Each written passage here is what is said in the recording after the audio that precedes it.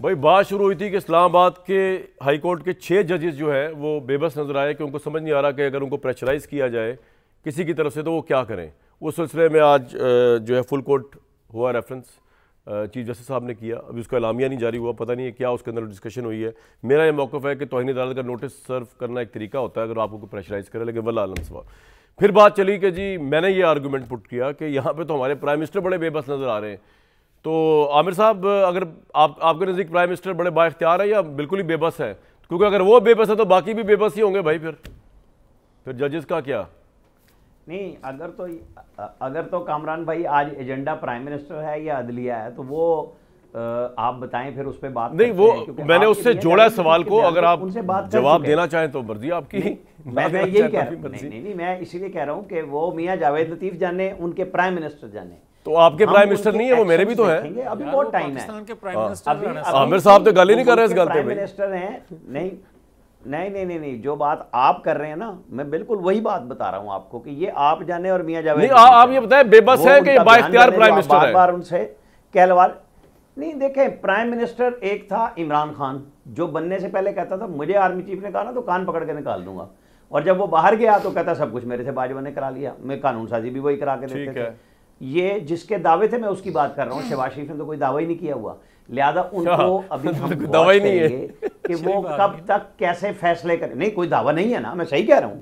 मुझे बताएं उन्होंने कौन सी बड़क मारी है जिसके जवाब में आप और हम ये बात आपके ख्याल में किस तरह के प्राइम मिनिस्टर हैं वो? क्या इतने हैं कि वो परफॉर्म कर सके अपनी टीम के साथ? मेरे ख्याल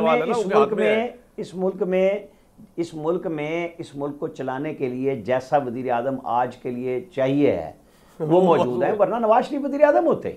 उनको मतलब आज आपको लेके चलना है सारों को।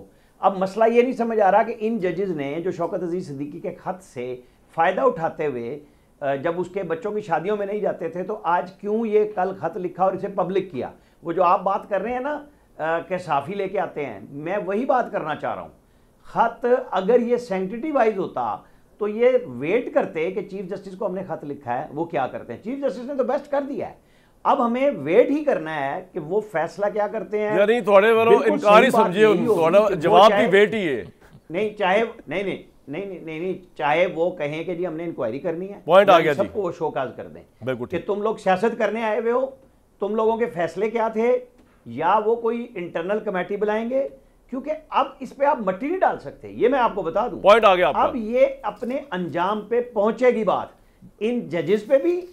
और मैं कह रहा हूं जी अंजाम आ ही ना जाए हमारी जिंदगी में। कन्वेंशन का मुतालबा किया है, ये कोई चीज नहीं, ये जो कन्वेंशन का मुतालबा है ना, ये 6 लोगों का फैसला नहीं हो सकता।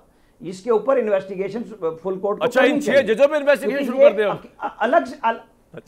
नहीं कि भाई जब एक रेमेडी आपके पास है नहीं, आप वो मांग सर, आपका पॉइंट आ गया। आप लोगों को इंसाफ देते हैं, बिल्कुल ठीक आप कहते हैं 200 अफसर डिसोबीडियंस कर दें तो मुल्क ठीक हो जाएगा। भाई 6 जजों में जो आप बार बार कह रहे हैं, इतनी तो है नहीं हिम्मत कि वो तौहीन अदालत के नोटिस दे दें। आप सिविल अफसरों को कह रहे हैं तुम कर दो हुकूमतुली। सर आ गया पॉइंट। अब मैंने बताऊं जोड़ा इसको, मैं मदर साहब से एक सवाल डिफरेंट बिल ना जमा कराओ। आमिर भाई मैंने ये सवाल इसलिए जोड़ा, मैं बताता हूं कौन सी हुकूमतुली चाहते हैं आप इस मुल्क के अंदर?